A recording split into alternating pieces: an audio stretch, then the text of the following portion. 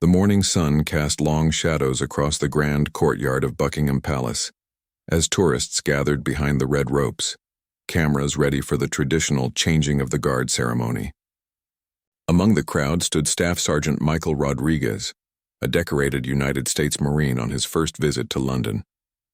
He wore his dress blue uniform with pride, the red and gold trim catching the early light as he watched the British Guards march in perfect formation. Michael had served 3 tours in Afghanistan and earned numerous commendations for his service. His military bearing was unmistakable, shoulders squared, spine straight, eyes alert. Even in civilian surroundings, he carried himself with the discipline that had been drilled into him since boot camp at Paris Island 12 years ago. The other tourists noticed him immediately, some pointing and whispering about the American servicemen who stood out among the crowd. As the ceremony began, the British Royal Guards took their positions with mechanical precision. Their tall black bearskin hats and bright red tunics created a striking visual against the palace's limestone facade. The guards moved as one unit, their movements synchronized after months of rigorous training. Each step was measured, each turn executed with mathematical accuracy.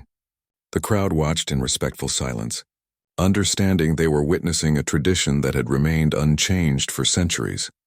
Lance Corporal James Wellington of the Coldstream Guards had been performing this duty for 18 months. At 22 years old, he had already proven himself as one of the most disciplined soldiers in his regiment. His family had a long military tradition. His grandfather served in World War II, and his father was a veteran of the Falklands War.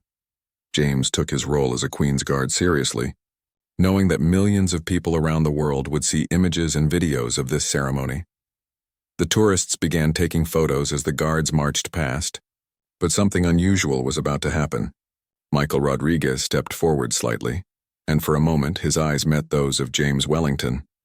Despite the strict protocol that required the Royal Guard to remain expressionless and focused straight ahead, something passed between the two soldiers. It was the unspoken recognition that exists between warriors who have dedicated their lives to serving their countries. Michael had not planned what happened next.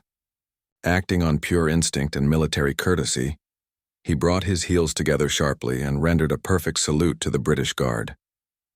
His right hand snapped to his forehead with crisp precision, his fingers perfectly aligned, his thumb tucked behind his hand. It was a salute that spoke of respect, honor, and the brotherhood that exists between soldiers regardless of nationality. The crowd fell silent. Cameras stopped clicking. Even the children stopped chattering as everyone sensed they were witnessing something extraordinary. The moment stretched on, with Michael holding his salute while James continued his march.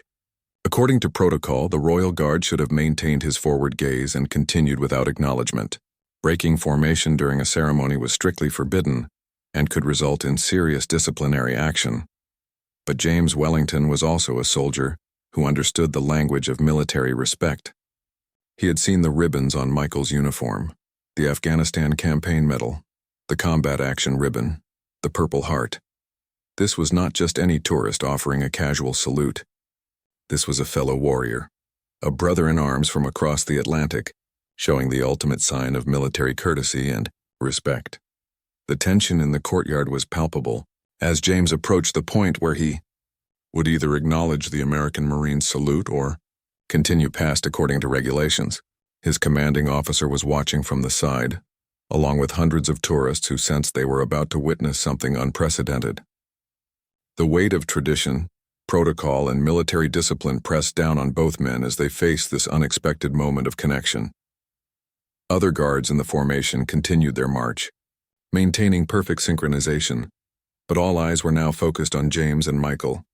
The ceremony that had been routine just moments before had transformed into something electric with possibility.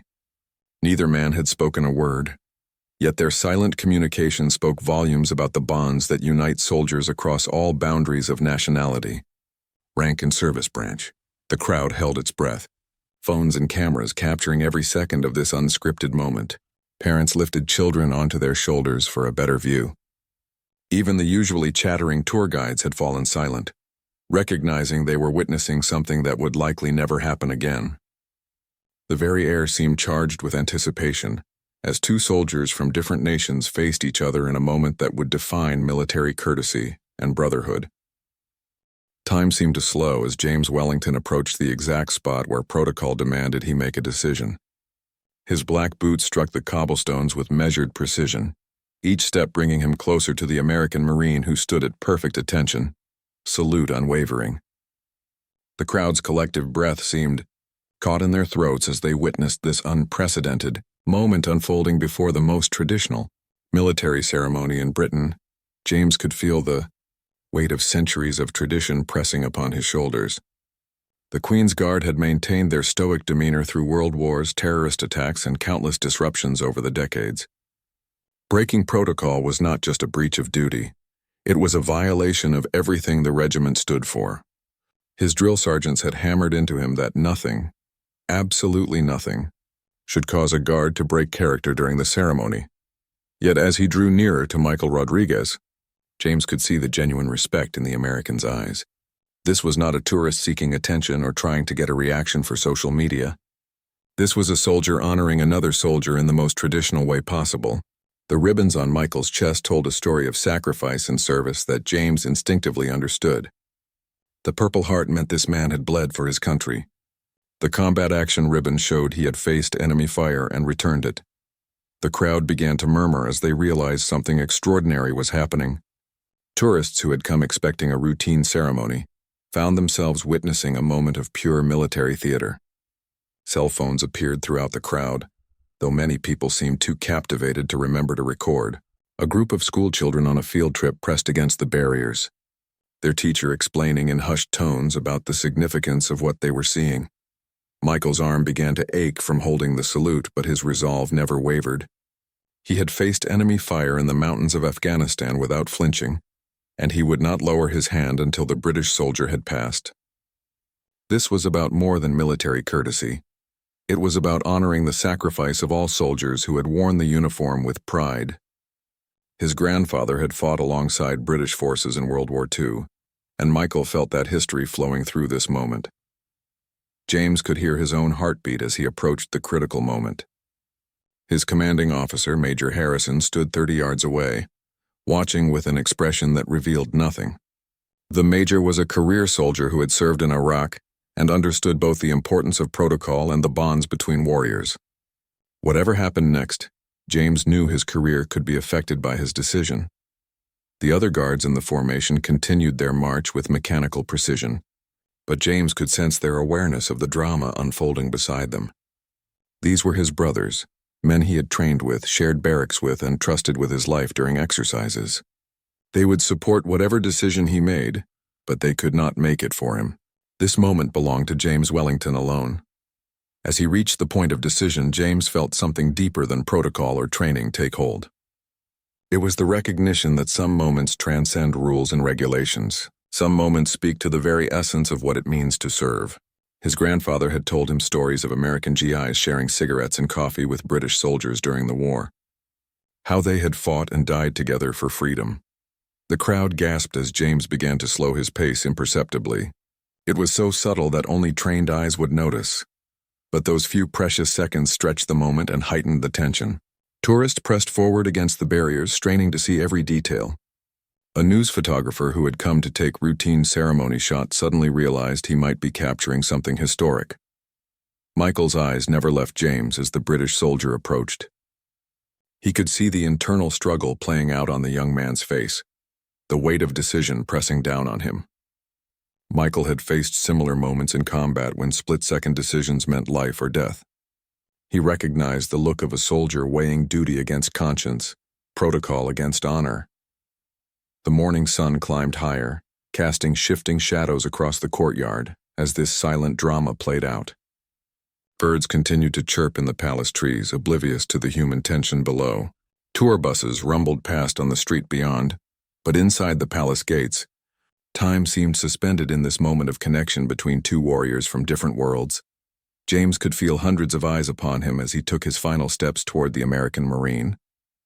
His training screamed at him to maintain formation, to ignore the disruption and continue his duties. But his heart spoke of something greater, the brotherhood that unites all who have sworn to defend their nations, regardless of flag or uniform or creed. In that moment, Lance Corporal James Wellington knew what he had to do. Time seemed to slow as James Wellington approached the exact spot where protocol demanded he make a decision. His black boots struck the cobblestones with measured precision, each step bringing him closer to the American Marine who stood at perfect attention, salute unwavering. The crowd's collective breath seemed caught in their throats as they witnessed this unprecedented moment unfolding before the most traditional military ceremony in Britain. James could feel the weight of centuries of tradition pressing upon his shoulders. The Queen's Guard had maintained their stoic demeanor through world wars, terrorist attacks, and countless disruptions over the decades. Breaking protocol was not just a breach of duty, it was a violation of everything the regiment stood for. His drill sergeants had hammered into him that nothing, absolutely nothing, should cause a guard to break character during the ceremony. Yet as he drew nearer to Michael Rodriguez, James could see the genuine respect in the American's eyes. This was not a tourist seeking attention or trying to get a reaction for social media. This was a soldier honoring another soldier in the most traditional way possible. The ribbons on Michael's chest told a story of sacrifice and service that James instinctively understood. The Purple Heart meant this man had bled for his country. The combat action ribbon showed he had faced enemy fire and returned it.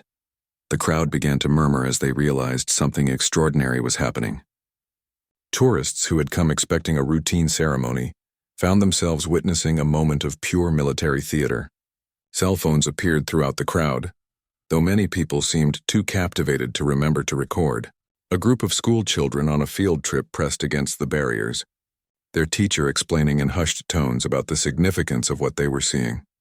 Michael's arm began to ache from holding the salute, but his resolve never wavered.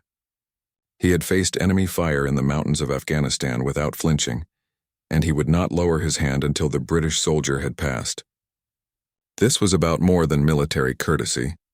It was about honoring the sacrifice of all soldiers who had worn the uniform with pride. His grandfather had fought alongside British forces in World War II, and Michael felt that history flowing through this moment.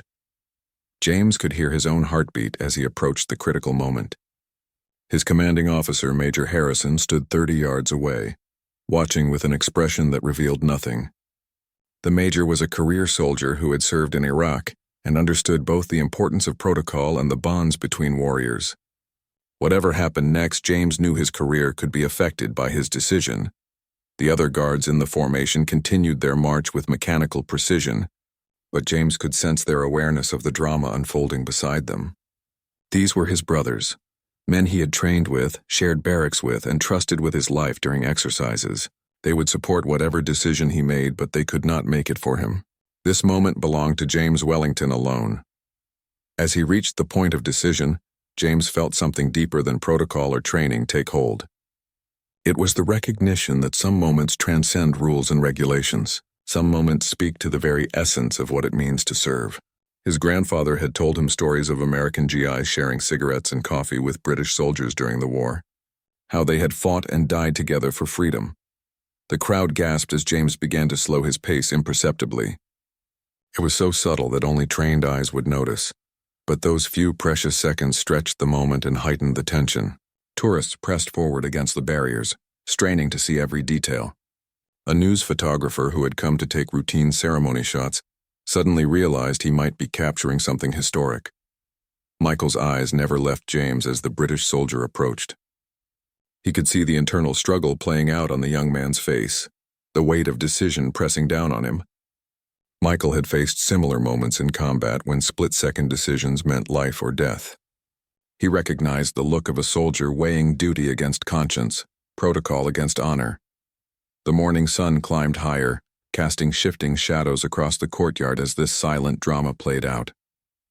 Birds continued to chirp in the palace trees, oblivious to the human tension below. Tour buses rumbled past on the street beyond, but inside the palace gates, time seemed suspended in this moment of connection between two warriors from different worlds. James could feel hundreds of eyes upon him as he took his final steps toward the American Marine. His training screamed at him to maintain formation, to ignore the disruption and continue his duties. But his heart spoke of something greater, the brotherhood that unites all who have sworn to defend their nations regardless of flag or uniform or creed. In that moment, Lance Corporal James Wellington knew what he had to do. Within hours of the ceremony's conclusion, the video footage captured by dozens of smartphones had spread across social media platforms like wildfire. The hashtag #Marine Guard salute began trending worldwide as millions of people shared the moment that had unfolded at Buckingham Palace. News networks picked up the story, with military analysts and historians providing context about the significance of this unprecedented breach of protocol that had somehow honored the deepest traditions of military service. Michael Rodriguez found himself thrust into a spotlight he had never sought. His phone buzzed constantly with messages from family, friends, and fellow Marines who had seen the footage online. His commanding officer at Camp Pendleton called to congratulate him on representing the Corps with such dignity and respect. The Marine Corps' official social media accounts shared the video with captions praising the international brotherhood that transcends uniform and flag. Meanwhile, James Wellington faced a very different situation. He had been summoned to Major Harrison's office immediately after the ceremony, still wearing his ceremonial uniform, but no longer certain of his military future. The walk across the palace grounds felt like the longest of his life as he contemplated the possible consequences of his split-second decision to return the Americans' salute. Major Harrison's office was Spartan and functional, decorated only with regimental photos and a portrait of the Queen. The Major sat behind his desk, reviewing reports and watching news coverage of the morning's events on his computer screen. When James entered and stood at attention, Harrison studied him for a long moment before speaking. The silence stretched uncomfortably as James wondered if his career in the Royal Guards was about to end. The television news coverage had reached the highest levels of both governments. In Washington, Pentagon officials were fielding calls from reporters asking for official comment on the incident. The State Department's press secretary found herself answering questions about military protocol and international relations during what was supposed to be a routine briefing. The story had taken on a life of its own, becoming a symbol of the enduring alliance between the United States and United Kingdom. Back in London, James finally learned his fate when Major Harrison spoke. Instead of the reprimand he expected, the Major's first words were congratulatory. He explained that while protocol had technically been broken, the spirit of military honor had been upheld in the highest tradition. The colonel of the regiment had reviewed the footage and determined that Wellington had acted with distinction under extraordinary circumstances. The news only got better for James when Major Harrison revealed that Buckingham Palace itself had issued a statement praising both soldiers for their display of military courtesy and international friendship. The Queen's private secretary had personally reviewed the incident and found it to be a touching tribute to the alliance between the two nations. Rather than facing disciplinary action, James was being commended for his judgment and military bearing. Michael's experience was equally positive but overwhelming. Military Times, Stars and Stripes, and major news networks were requesting interviews. The story had struck a chord with Americans who saw it as a perfect example of the respect and honor that should define military service. Veterans organizations were sharing the video as an example of how military courtesy transcends politics and national boundaries. The global response was remarkable in its unanimity. Military personnel from allied nations shared their own stories of international cooperation and friendship forged in training exercises and combat deployments. The comment sections of news articles were filled with veterans recounting similar moments of recognition and respect between soldiers of different nations. The salute had become a symbol of something larger than either man had intended. Social media influencers and celebrities began sharing the video with their own commentary about respect, honor, and the importance of supporting military families. The story provided a rare moment of positivity in news cycles often dominated by conflict and controversy. People from all walks of life found themselves moved by the simple dignity of two soldiers acknowledging each other's service without speaking a word. Educational institutions began incorporating the incident into lessons about military history and international relations. Military academies used it as an example of how individual actions can embody the values of entire institutions. The moment had transcended its original context to become a teaching tool about leadership, respect, and the power of symbolic gestures. Both James and Michael began receiving letters and emails from people around the world who had been touched by their exchange. Veterans shared stories of their own service, Military families expressed gratitude for positive representation of their loved ones, and civilians wrote to thank them for reminding everyone of the honor inherent in military service. The response was so overwhelming that both men struggled to keep up with the correspondence. The incident also sparked discussions within military circles about the balance between protocol and human connection.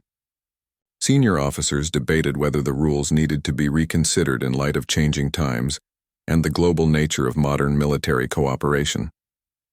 The exchange had raised questions about when rigid adherence to protocol might actually undermine the values it was meant to protect. As the day progressed, it became clear that this moment would be remembered far beyond the usual 24-hour news cycle. The image of two soldiers from different nations showing mutual respect had captured something essential about military service that resonated with people regardless of their own military experience. It was a reminder that beneath the uniforms and protocols were human beings, dedicated to serving something greater than themselves. 3 days after the incident, an unexpected phone call changed everything for both soldiers. The British Embassy in Washington had contacted the Pentagon with an unusual request. They wanted to arrange a formal meeting between Michael Rodriguez and James Wellington. The ambassador himself had been moved by the footage and believed it represented an opportunity to strengthen military ties between the two nations in a very public and meaningful way. The proposal was ambitious and unprecedented. The embassy suggested flying Michael to London for a formal ceremony where he would meet James Wellington in person, tour military facilities, and participate in events designed to celebrate the alliance between American and British forces.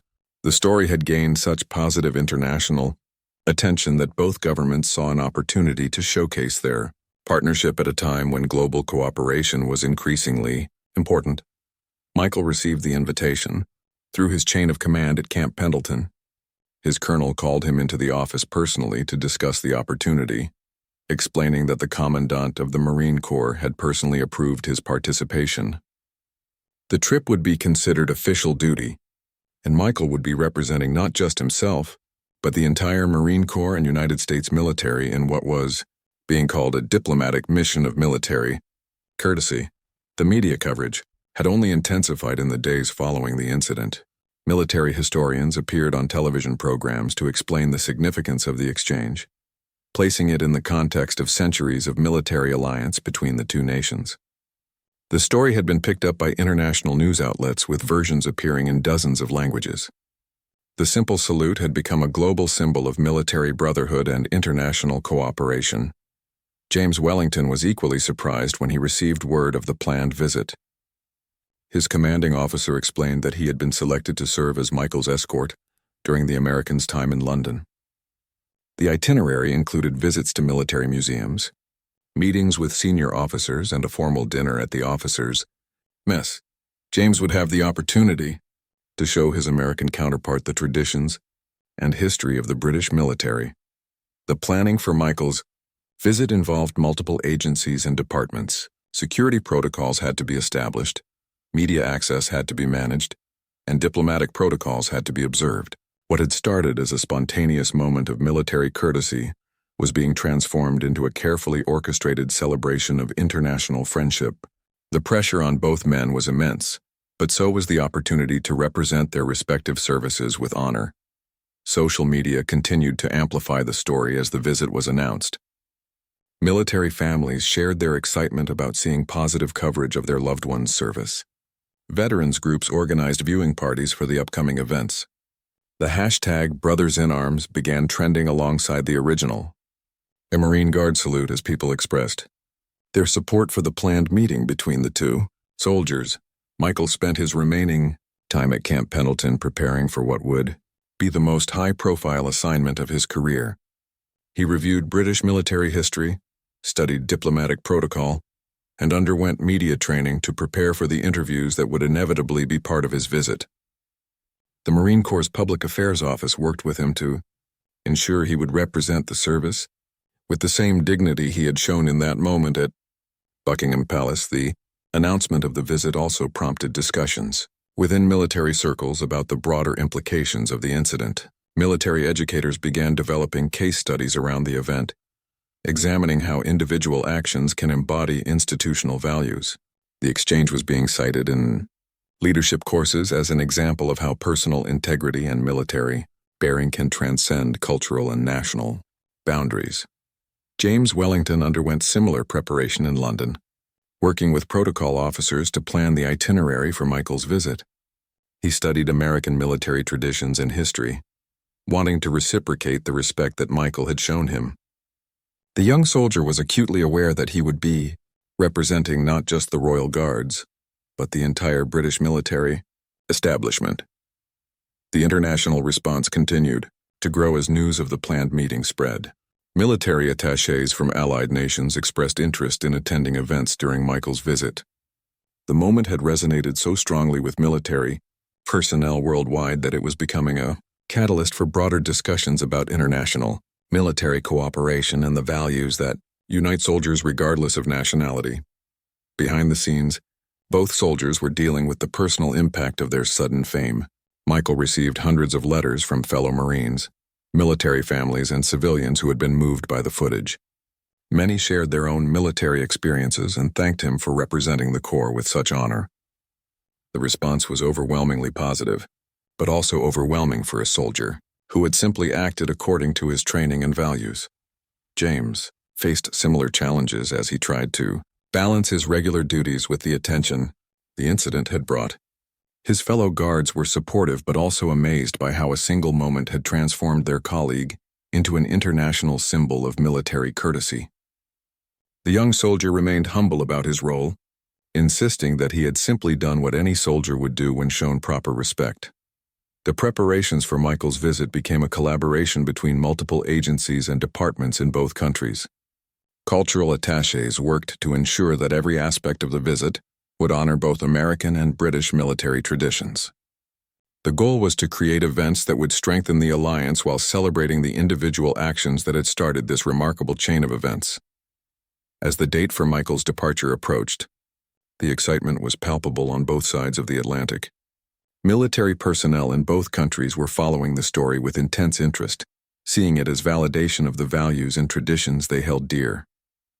The simple salute at Buckingham Palace had evolved into something much larger, a celebration of military service and international cooperation that would bring two soldiers together again, under very different circumstances. Michael Rodriguez stepped off the military transport aircraft at RAF Bryce Norton to a reception that exceeded his wildest expectations. A formal honor guard composed of soldiers from multiple British regiments stood at attention as he descended the aircraft steps. The crisp October air carried the sounds of a military band playing both the American and British national anthems, while cameras captured every moment of what had become an international event. James Wellington stood among the welcoming committee, wearing his dress uniform with its gleaming buttons and perfectly pressed red tunic. The young Royal Guard had spent the previous week preparing for this moment, reviewing protocol and rehearsing his role as Michael's escort. As their eyes met across the tarmac, both soldiers smiled, the first time they had seen each other's faces without the formal constraints of military ceremony. The formal introduction took place in front of gathered military officials, diplomats, and media representatives. As they shook hands, photographers captured the moment that millions of people had been waiting to see. The handshake lasted several seconds, both men understanding the symbolic importance of this meeting. They were no longer just individual soldiers, but representatives of the enduring alliance between their nations. The itinerary for Michael's visit had been carefully planned to showcase British military heritage while honoring American contributions to global security. Their first stop was the Imperial War Museum, where they toured exhibits documenting the history of cooperation between American and British forces. Standing before displays showing D-Day landings and joint operations in Iraq and Afghanistan, both men gained a deeper appreciation for the long history they had unknowingly honored with their salute. At the Tower of London, they participated in a ceremony where Michael was granted the rare honor of inspecting the crown jewels alongside James. The yeoman warders, known as beefeaters, explained the military significance of the regalia, while both soldiers marveled at artifacts that represented centuries of military tradition. The visit was particularly meaningful as they learned about American military units that had been granted the freedom of the City of London for their service in 2 world wars. The media coverage of their reunion was extensive but respectful. Journalists from military publications and major news networks documented their interactions, noting the genuine friendship that had developed between the two men. Their conversations revealed shared experiences despite their different backgrounds. Both had joined their respective services young, both had deployed overseas, and both understood the weight of representing their nations in uniform. During a visit to the Royal Military Academy Sandhurst, Michael and James addressed cadets from both countries who were participating in an exchange program. Speaking to the future officers, Michael emphasized how their spontaneous salute had demonstrated that military values transcend national boundaries.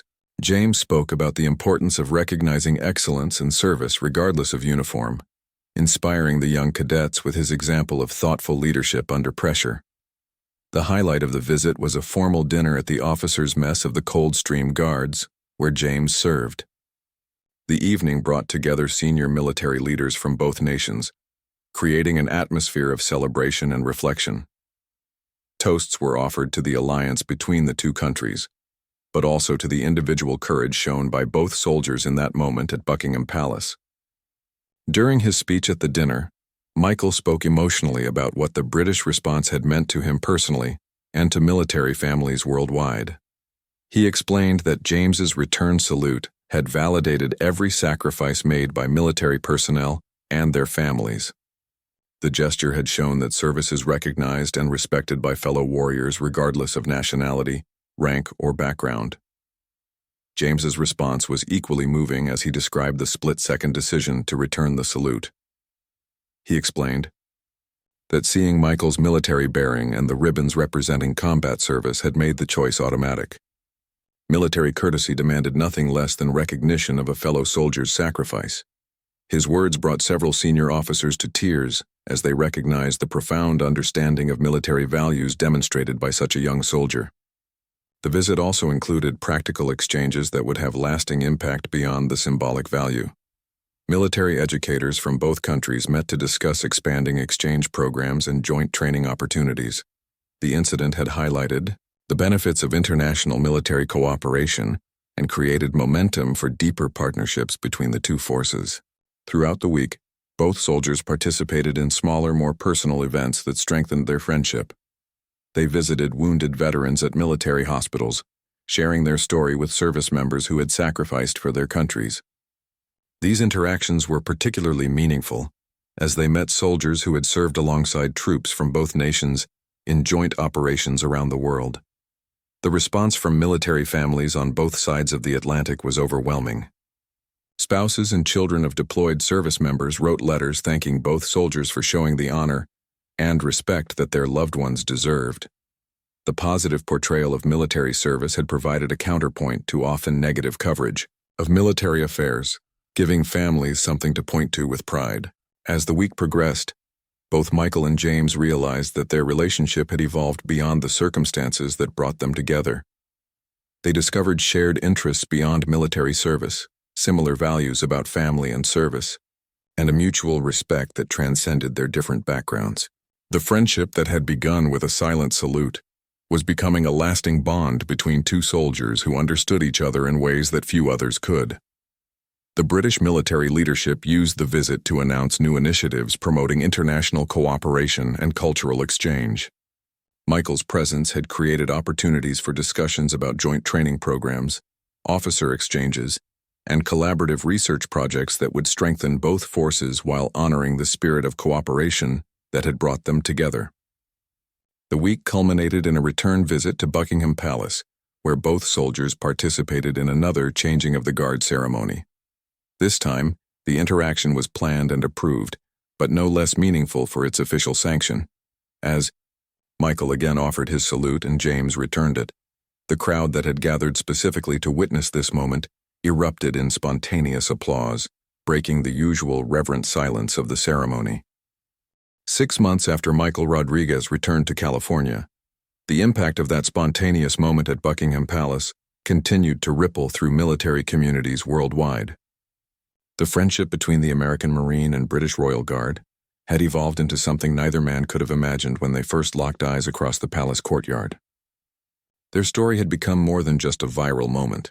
It had transformed into a lasting symbol of military brotherhood and international cooperation. Michael found himself assigned to a new role at Marine Corps headquarters in Virginia, where his experience with international military relations made him valuable for coordinating with Allied forces. His superiors recognized that his natural diplomatic skills and genuine respect for military traditions made him an ideal representative for the Corps in international settings. The assignment was a significant career advancement that opened doors he had never expected. James Wellington had also seen his career trajectory change dramatically. His demonstration of judgment under pressure and understanding of military diplomacy led to his selection for officer training at Sandhurst. The young soldier who had made a split-second decision to return a salute was now preparing to become a commissioned officer, with his actions at Buckingham Palace serving as a case study in military leadership courses. The annual joint training exercise between American and British forces, now officially named Operation Mutual Respect in honor of their exchange, had become one of the most sought-after assignments for military personnel from both nations. The exercise incorporated lessons learned from their interaction about the importance of cultural understanding and mutual recognition in modern military operations. Young soldiers from both countries competed for the opportunity to participate in what had become a model for international military cooperation. Educational institutions had incorporated their story into curricula ranging from military history to international relations to leadership studies. The moment at Buckingham Palace was being taught alongside famous examples of military courtesy and diplomatic breakthrough. Students analyzed the incident as an example of how individual actions can influence international relationships and create lasting positive change. The two soldiers maintained regular contact through video calls and messages. Their friendship deepening despite the distance between them, they discovered that their initial connection had been based on something deeper than military protocol, a shared understanding of service, sacrifice, and the values that motivate people to wear their nation's uniform. Their conversations ranged from military topics to family life, career aspirations, and the ongoing impact of their unexpected fame. Michael's family had initially been overwhelmed by the attention their son's actions had brought, but they had come to understand the positive impact his gesture had created. His mother received letters from military families around the world, thanking her for raising a son who honored military service with such dignity. The Rodriguez family had become symbols themselves of the military families who sacrifice so that their loved ones can serve their country. James's family experienced similar recognition in Britain, where military service was deeply respected, but rarely celebrated in such a public way. His parents had been invited to speak at military family support events, sharing their pride in their son's actions and the values that had guided his decision. The Wellington family name had become associated with military honor and international friendship throughout the British military community. The media coverage had evolved beyond the initial news story to include documentaries, magazine articles, and books examining the broader implications of their exchange. Military historians had placed their interaction in the context of centuries of cooperation between American and British forces, showing how individual moments of recognition and respect had consistently strengthened the alliance between the two nations. Corporate sponsors had approached both soldiers with endorsement opportunities, but both men had declined, feeling that commercializing their military service would diminish the meaning of what had occurred. Instead, they had worked with military charities to create scholarship programs for children of fallen soldiers, using their platform to support military families who had made the ultimate sacrifice. The ripple effects extended to policy levels as well, with military leaders in both countries using their story to advocate for increased funding for international cooperation programs. The positive response to their interaction had demonstrated the value of cultural exchange and mutual understanding in building stronger military alliances. Defense officials pointed to their example when requesting resources for joint training and officer exchange programs. Both soldiers had been invited to speak at military academies, veterans organizations, and international conferences about leadership and military values. Their presentations focused not on their moment of fame, but on the principles that had guided their actions: respect for fellow service members, pride in military traditions, and understanding that service to country creates bonds that transcend national boundaries. The story had particular resonance among younger Service members who saw Michael and James as examples of how military values could be lived authentically in the modern world. Their exchange had occurred without social media, planning, or public relations strategy. It was simply two soldiers, recognizing each other's service in the most traditional military manner possible. As they both advanced in their careers, Michael and James carried with them the knowledge that their brief interaction had touched millions of lives and strengthened the alliance between their nations. They had learned that individual actions, when grounded in genuine respect and military values, could create change far beyond what any single person might expect. The final measure of their impact came in the form of countless similar moments that occurred at military ceremonies around the world.